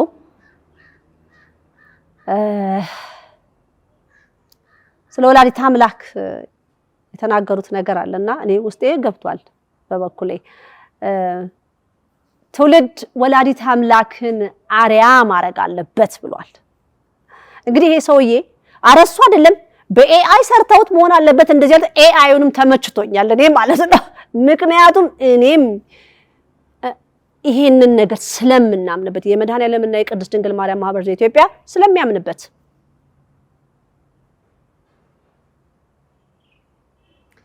አርያ ማድረግ አለበት። ሌላው ቻርሊ ካለው ውስጥ ሌላም ብዙ ነገሮች የማይባል ነገር ብሎ ሊሆን ይችላል። ግን እኛ ደግሞ እውነትን እንመሰክራለን፣ ከእውነትም ጎን እንቆማለን ይላል የኛ ዩቲዩብ ትዕይንተ መስኮታችን። የኛ አርማችን ወይም ደግሞ መለያ እንትናችን ወይ መጠሪያችን ወይ ሰው ደግሞ እንዲያቀልን የምንፈልገው ማንነታችን በእንደዚህ መልኩ ነው። እና ቻርሊ ሌላ ምን አለ? አንድ ባልና ሚስት ሲጋቡ አለ በቃ መነኮሱ አለ። መነኮሱ እውነት ነው። በቃ እሱም ሌላ ቦታ የሚሄድበት ከጓደኞቼ ጋር መጠጥ ልጠጣ፣ እሷም ደግሞ እንትን ቲክቶኳን እየከፈተች ወይም ይሄን ማህበራዊ ድረገጽን እየከፈተች አይደል። በቃ ሁለቱም ዘጉ። የእግዚአብሔር መነኩሴዎች ናቸው። በቃ በባልና በሚስት ሆነው መነኮሱ አለ። ትክክል እኮ ነው እንዴ! ተናገሩ እንጂ ይሄን መስክሩ እንጂ እውነት አይደለም እንዴ? በቃ እሷም ሌላ ዝሙት አታስብም፣ እሱም ሌላ ዝሙት አያስብም፣ እሱም ሌላ ነገር መጠጥ አያስብም፣ ሌላ ቦታ መሄድ አያስብም። ይሄ ትክክለኛ ይሄ ሰው ትክክል አይደለም ያለው? ይሄን ነገር ትክክል አይደለም ወይስ ኤአይ ነው? ኤአይውም ተመችቶኛል እንደዚህ ካለ ይመቸኛል። አይ በኤአይ ነው እንጂ እሱ እንደዚህ አላለም። እንግዲያውስ በሱ ፊት አድርገው ኤአይ ሰርተው ይሄን ነገር አሰኝተውት ከሆነ የሚደነቅ ነው ይሄ። እኛም የምንፈልገው ወላዲተ አምላክ እንዲመሰከርላት ነው፣ ልጇ እንዲከብርልን ነው የምንፈልገው። ደግሞ ሌላው ደግሞ ምን አለ? ሌላው የእምነት ተቋማት ወላዲተ አምላክን ሊያከብራት ይገባል። ብዙ ቦታ ለሷ የማይሰጣት አለ። እንግዲህ ትዝታው አንተን እየተናገረህ ነው እዚህ ጋር ያለው ማለት ነው። ደግሞ ኢትዮጵያ ያደረጋችኋት ግጥም አድርገን እነግርሃለሁ። እኔ አንብቤ አይደለም ታሪክ በመንፈስ ቅዱስ ተነግሮኝ ነው። ቀለሟ የአምላክ እናት ተነግሮኝ ነው። ኢትዮጵያዊት ናት። እስራኤል እየተባለ ብዙ እየተናገረ የኢትዮጵያ ግዛት ምን ያህል ስፋት እንደነበረውስ ይሄን ሁሉ ምንድነው? ለምንድነው ጭንቅላታችሁን ጥብብ የምታደርጉት? ትዝታው ወላዲተ አምላክን መልስ ወደ ልብህ። የሚያዋጣ እሱ ነው። ነግሬሃለሁ፣ በኋላ ታዝናለህ። እንግዲህ ያው ነጮቹም እየወጡ እንደዚህ መስክረዋል። አይ እሱ እኮ እምነቱ አይ እሱ እኮ የ666 አባለው ይሄን ለቅሜበታለሁ ይሄን ያስኩት እንዴ ፑቲን እኮ የጂ8 የጂ7 አባል እኮ ነበረ። ከነሱ መሃል ተነስቶ አይደለም እንዴ ወጥቶ ስራቸውን አያያየ። ከዛ በኋላ ምን አለ? ወጣና አምላክ ጥቁር ነው አለ። ጭራሽ ብላችሁ አበሻ ቀሚስ አለበሳችኋት እንዴ? ፈትል እኮ ነበር የምትፈትለው። አታውቅም እንዴ? ቅዱስ ገብርኤል መጥቶ ሲያበስራት እኮ እየፈተለች ነበረ። ኢትዮጵያዊነቷን የሚገልጽ ነገር ነው የምነግርህ ማለት ነው። ይሄ ትክክል አይደለም። ጸሎት ያዝበት። በኋላ ተቀስፈህ ማየት በጣም አዝናለሁ። ማንም ሰው ተቀስፎ ማየት ይከብዳል። ይሄ ትክክል አይደለም። እንዳልኩ መጀመሪያ እናትህን ወላጅ እናትህን አስታውሳት። አንተ ማን የወለደክ? አምላክ እናት አለው። ድንቅ የሆነች እናት፣ ውብ የሆነች እናት ኢትዮጵያዊት። ተፈሲ ብሎ ቅዱስ ገብርኤል ሲያበስራት ሐርና ወርቁን ስታስማማ ነበር ያገኛት ቅዱስ ገብርኤል። ሚስጥሩም አብሮ ከገባ ማለት ነው። እና ትናንትና ስትዘምርላት ምንድነው ዛሬ እንደዚህ ፍጹም ጥላቻ ውስጥ ሊገባበት የቻለበት ምክንያት ምንድነው? ሰው ሊጸልይለት እኮ ይገባል ለዚህ ሰው። እንዴትን የአምላክን እናት እንደዚህ ሊጠላ ቻለ? ማን ነውስ ወደዚህ ጥላቻ መንገድ ሲያመጣ? ይሄ ሰይጣን ነው። ሰይጣን ራሱ እውነቱን ልንገር ወላዲት አምላክን አንተን እንደምትጠላት አይጠላትም በጭራሽ፣ ያከብራታል። ሰይጣን ይጠነቀቃል። ሰይጣንማ የቤት ስራውን ጨርሷል። የቤት ስራውን ጨርሷል። ሰይጣን ቁጭ ብሏል እሱ። ለምንድን ነው ወንድሜ ተመለስ? ትክክል አይደለም። ምክንያቱም የሚመጣው ነገር በጣም ይከብዳል። ከዛ በኋላ መጽሐፍ ቅዱስ ገልጠህ ደግሞ ላስተምር ትላለህ። እንዴት አይነት ነገር ነው? ወዴት ነው? ጥላቻ ያለው ሰው ነው እንዴ ወጥቶ ቃል እግዚአብሔር የሚያስተምረው? አይሆንም። ይሄ ትክክል አይደለም። በዙሪያ ያለ ሰው ሊመክርህ ይገባል። እንዴ ለአንድ ሰው የሚመጣው መቅሰፍት እኮ ለሌላውም ስለሚተርፍ ማለት ነው። ለአንድ ሰው የሚመጣ ቅጣት ሌላውንም ይዞ አጥረግርጎ ይዞ ስለሚሄድ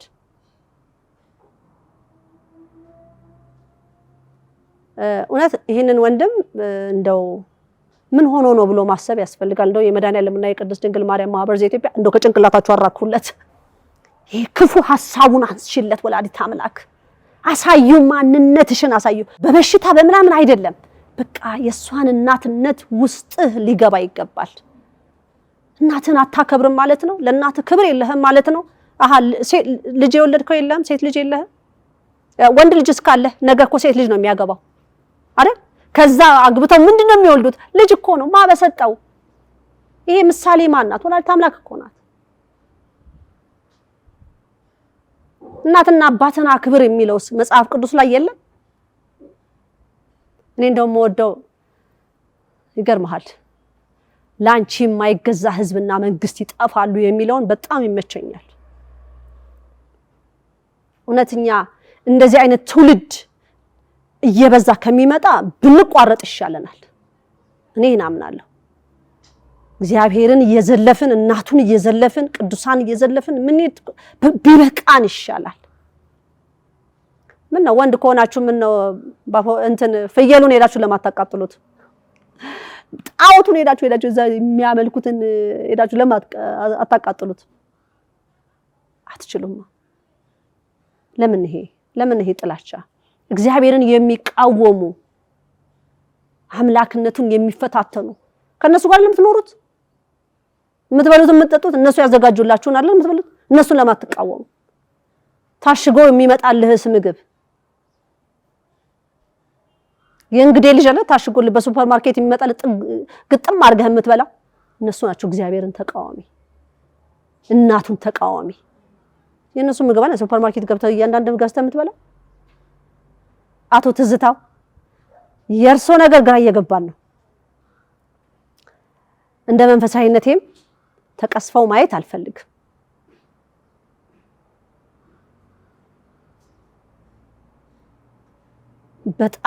በጣም እርሶ በጣም በኃይለኛው ጸሎት ያስፈልጎታል። ምክንያቱም ለእርሶ የሚመጣው ቁጣ ለዓለም እንዳይተርፍ ፈራዋለሁ። ሌሎቹም እንደዚህ ፍጹም የሆነ ጥላቻ ነው። ዛሬ ስዕለ ማርያምን በአደባባይ ላይ የሚያቃጥሉት የእርሶም አስተዋጽኦ አለበት ብዬ አምናለሁ። ሌሎችም እንደዚሁ ጥላቻ። እስከመቼ ነው ጥላቻ የምናደርገው?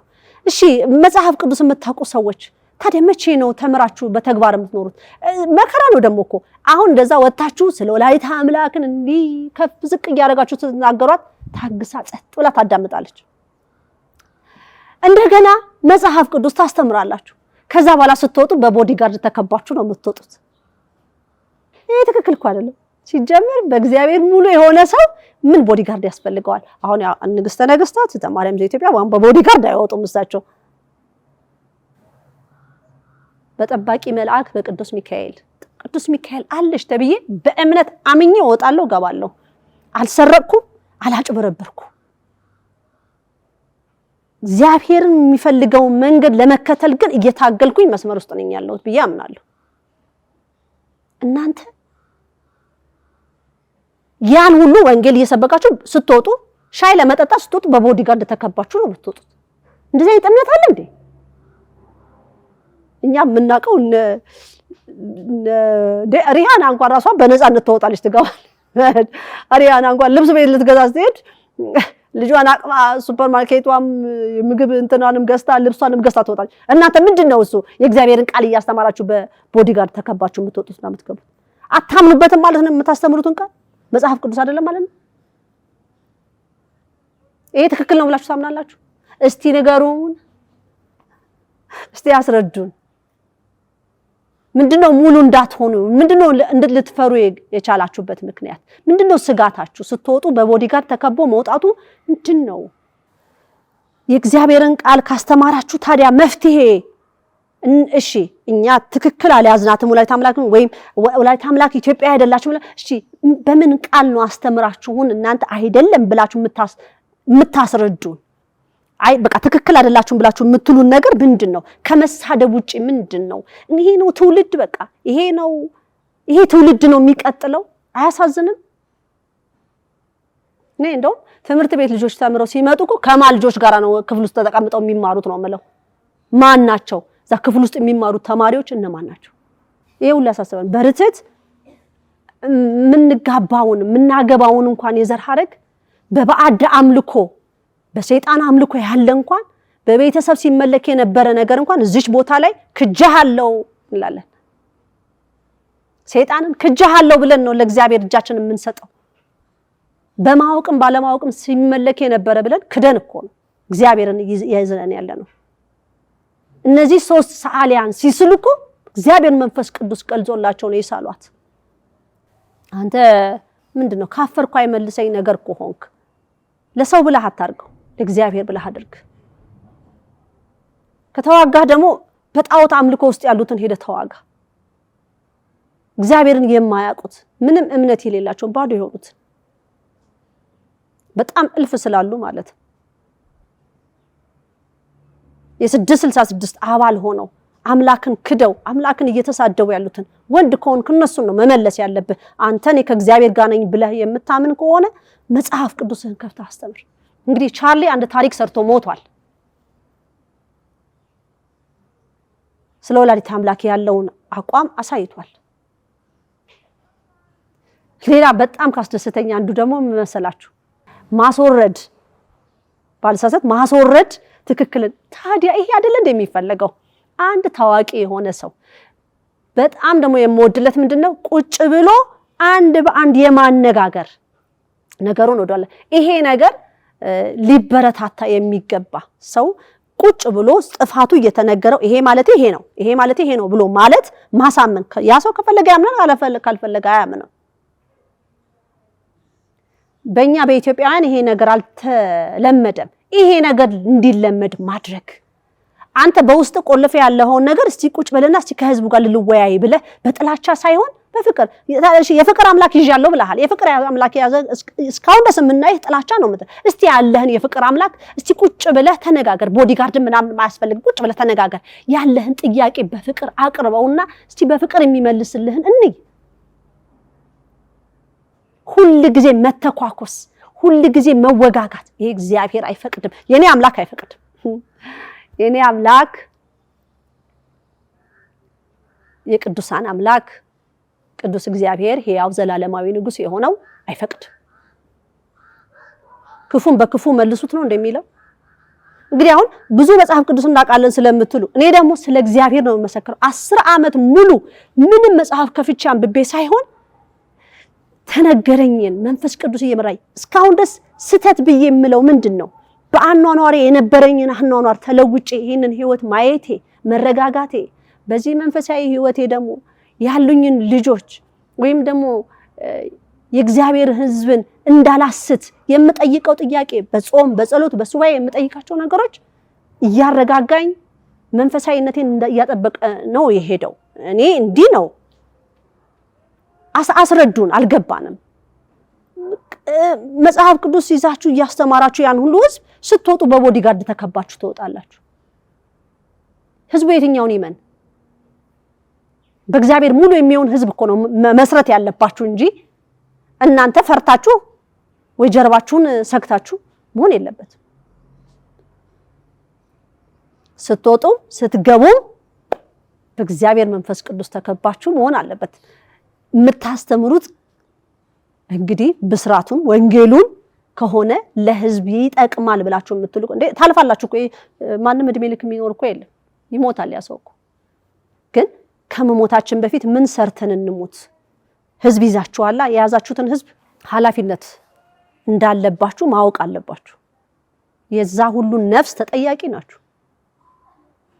ምናልባት በእውነት የሚወዱህ ካሉ አጠገብህ ካሉ ምንድነው ብለው ቆም ብለው ሊያጤኑ ይገባል። በሰማይ ቤትም ያስጠይቃችኋል፣ በእግዚአብሔር መንፈስ ቅዱስ ፊትም ያስጠይቃችኋል። የሚዘራው ፍጹም ጥላቻ ያስጠይቃችኋል። ጥፋት እያጠፋ አንድ ሰው ዝም ማለት፣ ስህተት እየሰራ ዝም ማለት ያስጠይቃል። የኔ አምላክ በጣም ትሁት ስርዓት ያለው አምላክ፣ ስርዓትን የሚያስተምረኝ ፍቅሩን የሚያሳየኝ፣ እናቱ ወላዲተ አምላክ ደግሞ እጹብ ድንቅ ውብ የሆነች እናት ወደ ልጇ የምታመጣኝ፣ ትውልዱን ሁሉ መስመር የምታሲዝ፣ የሲኦልን በር ቁልፍ በእጇ ያለ ኪዳነ ምህረት፣ እንደዚህ አይነት መረጋጋትን በችኮላ በፍጥነት በስድብ አይደለም። ልክ ልኩ መነገር ያለበት እንደዚህ ይነገረዋል ማለት ነው። ወንድሜ እቺ ምድር ታልፋለህ። ትተኸው የምትሄደው ጠባሳ ነገ ከዚች ዓለም በሞት ስትለይ ነፍስህ ትጨነቃለች፣ ያጠፋኸው ጥፋት ስላለ። ለዚህ ነው እኔ አሁን አምላኬን አንድ መልእክት ወጥቼ ከማስተላለፍ በፊት ህዝብህን አጥብቼም እንዳላጠፋ አስቼም እንዳላስት ብዬ አስተላልፋለሁ። እና እኔ ስለ ወላዲተ አምላክ የተነገረኝ ኢትዮጵያዊት መሆኗ ነው። ትመልስህ ልብህን ታስተካክልክ እውነትና እንደዚህ ጥላቻ ውስጥ የገባህበትን እግዚአብሔር መንፈስ ቅዱስ ሚስጥሩን ያውቃል። ያንን ሚስጥሩን ይፍታልህ። ምክንያቱም በጣም ከባድ ነው፣ ከእግዚአብሔር ጋር መጣላት ከባድ ነው። እና የመድኃኔዓለምና የቅድስት ድንግል ማርያም ማህበር ዘኢትዮጵያ ይሄንን ጾም እንዳልኩት በውስጥ በለይተን እንለይ ላይ ያስተላለፍኩት አለ። ራሳችንን እንዴት እርስ በርስ መገናኘት እንዴት እንዳለብን የሚሉ መመሪያዎችን አስተላልፌያለሁና ጾማችን የታወቀ ነው። እኔ ባልናገርም ሰኞ፣ ሮብ፣ አርብ አክፍሎት ነው። አይ መቅመስ አለብኝ ደግሞ የሚለው ደግሞ ቆሎ ወይም ዝክር አለ።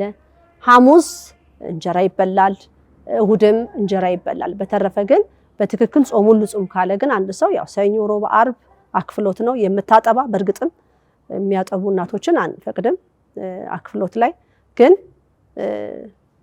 ከምንበላው ነገር እንደው ቀነስ እያደረግን እውነት ዛሬ የምናየው መቃወስ፣ ዛሬ ስዕለ ማርያምን በጥላቻ መቅደም ማቃጠል ያለው ነገር በቃ እንጂ ወላዲተ አምላክን በአካል ብትመጣባቸው ምን ሊያደርጓት ነው?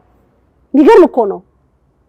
ይሄ ስርዓት እንዴት መያዝ አለበት የሚለው ማህበሩም ብዙ ጊዜ የጾም ትእዛዝ ሲወጣ አረ ንግስተ ነገስት እኛ የማህበሩ አባላትን ባንሆንም እንደው ትእዛዙን መስማት እንፈልጋለን የሚል አለና የጽጌ ጾም እንደው እሷን የሚወድ በሙሉ መጾም አለበት ጥግ ድረስ ማለት ነው። ፍቅሯ ገብቶን መሆን አለበት። ያ ሰው በጥላቻ መልክ እያደረጋት ከሆነ ወላዲተ አምላክን በጥላቻ መልክ እያደረጋት ሆነ እንዴት ነው መስተካከል አለበት ብሎ ደግሞ እንደው ቃለ እግዚአብሔር እያስተማሩ ነው በጣም ብዙ ሊመክሩን ይችላሉ ብላችሁ የምትሏቸውን እነሱን መጠየቅ ያስፈልጋል እውነትና ይሄ ቅስፈት ያመጣል። ለአንድ ሰው ብቻ ሳይሆን ለዓለምን ዋጋ የሚያስከፍል ነገር ነው እና እንዳልኩት ቅድም የመድኃኔዓለምና የቅድስት ድንግል ማርያም ማህበር ዘኢትዮጵያ በስዕለ ማርያም መቃጠል ዙሪያ 7 ቀን ጸሎት እንዳልኩት ጸሎት ቤት መጋረጃዋ ስዕለ ማርያምን መጋረጃውን ጋርደን ውዳሴ ማርያም ለ7 ቀን አቁመን ውዳሴ የሚደርሰውን ሁሉ አቁመን ሐዘን ብቻ ነበረ እንባ ብቻ ነበረ የምናወርደውና ይሄ ትክክል ነው ብዬ አምንበታለሁ። ወደ እግዚአብሔር ማሳሰብ አለብን። ምክንያቱም ከኛ ብዙ ይጠበቃል። ይሄ ማህበር ብዙ ይጠበቅበታል። ሀገሩን የሚወድ ነው። ስርዓት ያለው ህዝብ ነው። ብዙ ማድረግ የሚፈልግ ነው። ትውልድ ላይ መሰራት አለብን ብለን የምናምንን እና እንደዚህ አይነት ነገሮች ሲመጡ በምን መልኩ እንመልሰዋለን የሚለውንም ትምህርት እየወሰድንበት ነው ብዬ አምናለሁ። እና ወደፊት ስለሚሆኑ ነገሮች ትውልዱ እየተረከበ ለሚሄደው ነገርስ ምንድነው የሚሆነው የሚለውም የሚያሳስብ ስለሆነና የጽጌ ጾም እኛ እንዳልኩት በጣም ትልቅ ቦታ ይሄ ማህበር ትልቅ ቦታ ነው የሚሰጠው ይሄንን ጾም ዓለምም ሊጾሟት ይገባል። እንዳልኩት ቻርሊ ስለ ወላዲተ አምላክ የተናገረው ነገር ልቤ ውስጥ ገብቷል እንዳልኳችሁ። ለምን ብዙ ጊዜ ስለሷ የሚመሰክር እንፈልጋለን። እንደውም አንድ ግብጻዊ አባት አቡነ ሺኖዳይ ብዙ ሰው ይወዳቸዋልና እንደውም ዳንኤል ክብረት በዚህ ላይ የእሳቸው መጽሐፍ ብዙ ጊዜ ያወራል አይደለም። አቡነ ሺኖዳይ እኮ ስለ ወላዲተ አምላክ አልመሰከሩ ግን በጣም ብዙ ሰው ግን ተመስጦ የእሳቸውን ነገር ይሰማል። እሳቸው እንዲህ ብሎና በዚህ ዘመን ይሄ ወንድማችን ቻርሊ ይሄን ነገር ተናግሮ ስለ ወላዲተ አምላክ ተናግሮ ማለፉ ትልቅ ነገር ነው።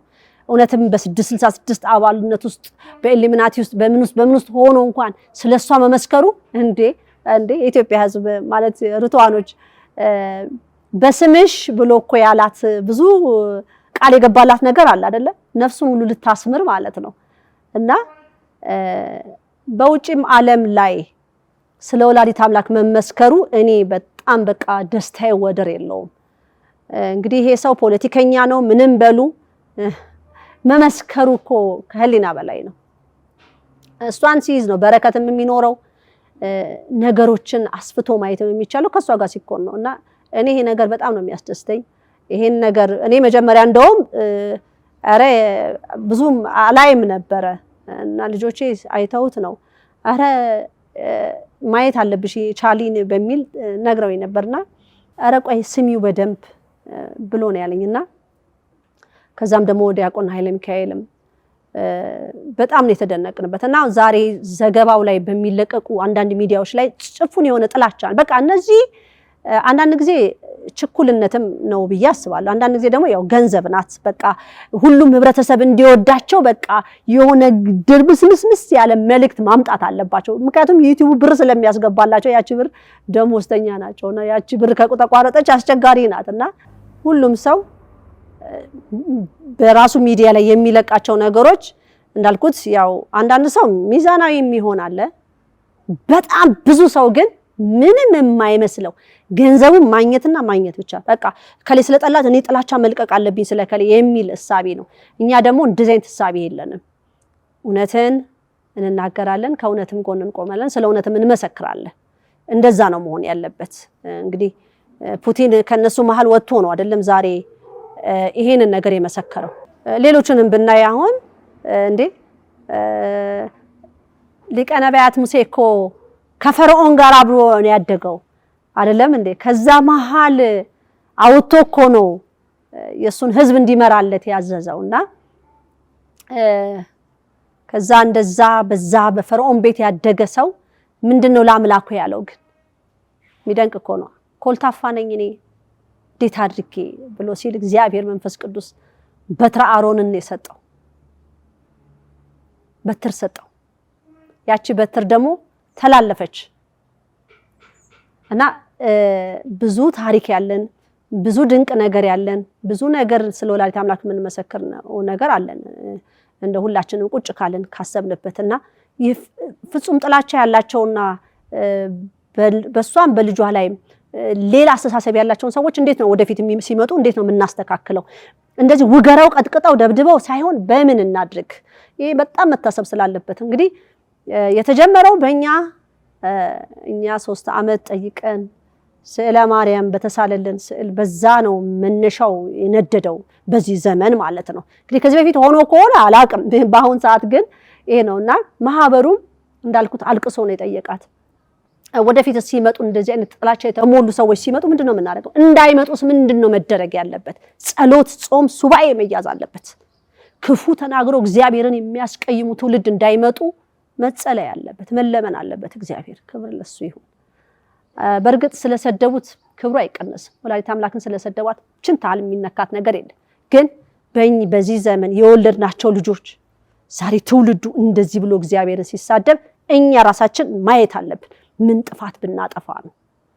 ምን ስተት ብንሰራ ነው እንደዚህ አይነት ትውልድ የመጣው ብሎ ማሰብ ያስፈልጋል እንጂ እንደዚህ ውገረው ቀጥቅጠው አይደለም። የሚያስተውል ትውልድ ያስፈልገናል። የመድኃኔዓለምና የቅድስት ድንግል ማርያም ማህበር ዘኢትዮጵያ እንኳን አደረሰን ለጾመ ጽጌ። ጾማችን በሙሉ በሱባኤ የተለካ ነው። 3-7 ናት። ጉዞ አለ። በውጭ ዓለም ያላችሁ እንግዲህ እንዴት ነው የምንሄደው የሚለውን ማሰብ አለባችሁ። መጓዝ አለባችሁ። ማሰብ በምትጓዙ ሰዓት እኮ ህመምም ካለን እንዲነሳ ምን ጠይቃለን? በሽታም ካለ እንዲነሳ ይቅር ለእግዚአብሔር ያስፈልገናል ውስጣችንና የተቀየምነውም ካለ አንዳንድ ጊዜ አንድ ሰው ያስቀይመንና ረስተነዋል ግን እናናገረዋለን ግን ነገሩ ግን ውስጥ አለ። ይሄ ትክክል አይደለም። ይሄ መንፈሳዊ ህይወትን አያሳድግም። ለዛ ሰው ጥፋት ይሄ ነው ተብሎ መነገር አለበት ድረስ እንደዚህ ይሄ ነገር በእኛ ማህበር ልምምድ እየተደረገ ነውና ደስ ይላል። መብዛት አለበት። የኛ ትውልድ እንዲህ በመነጋገር የሚያምን ትውልድ ማምጣት አለብን። ስተት ነው፣ ጥፋት ነው፣ ይሄንን ልል የፈለኩት የሚል ትውልድ እንፈልጋለን። ይሄ ማህበር ወጥኖታል። እስከ ፍጻሜው ማስኬድ አለበት። ቅዱሳን የሚወዱት ግልጽ የሚነጋገሩት ሰዎች ነው። ቅዱሳንም የእግዚአብሔር መላእክት የሚያግዘን እንዲህ ግልጽ ስንሆን ነው። ጥፋትን ጥፋት፣ ትክክልን ትክክል ነው፣ ትክክል ያልሆነውን ደግሞ ትክክል አይደለም ብለን ስናምን ነው። እና ይሄ መንፈሳዊ ህይወቴ የ10 ዓመት መንፈሳዊ ህይወቴ ብዙ ነገር አሳድጎልኛል። እዚህም አምነዋት የመጡት የኔ የሆኑት ይመጣሉ ብላ ብሩን ከፍቼ እንድጠብቅ ሳረግ ይሄ ነው የሚሆነው። ከዚህ በኋላም ያለው የሙሴ ጽላተ ሙሴ ብርሃነ መስቀሉን አምነን በእምነት አምነን ነው እዚህ ቦታ ላይ ያለ ነው።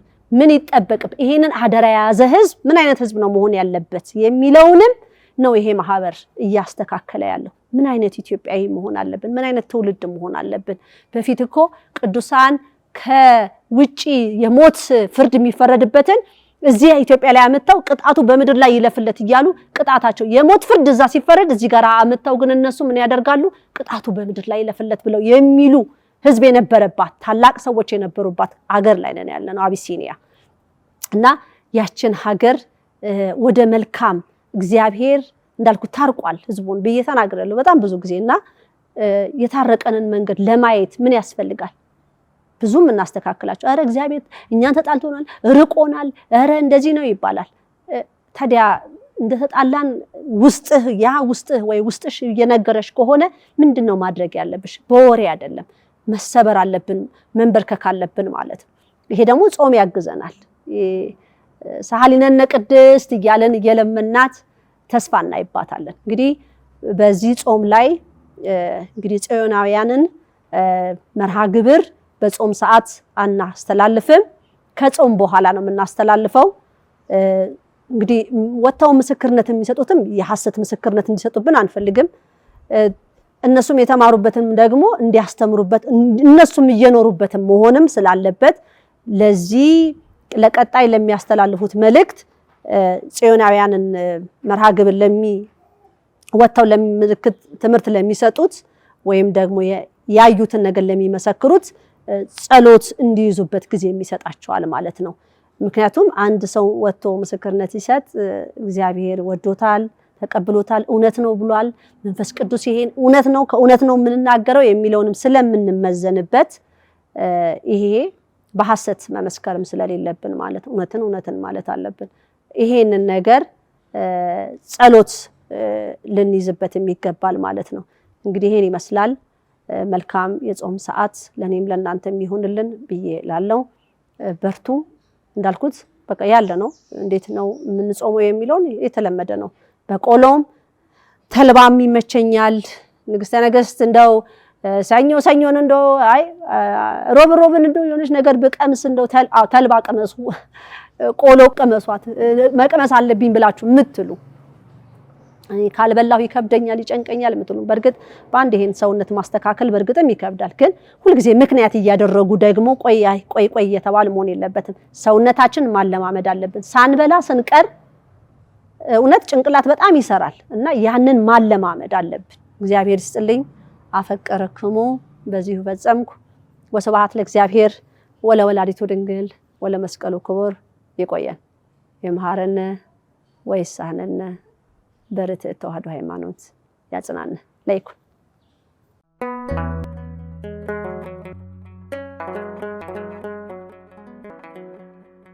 ዘኢትዮጵያ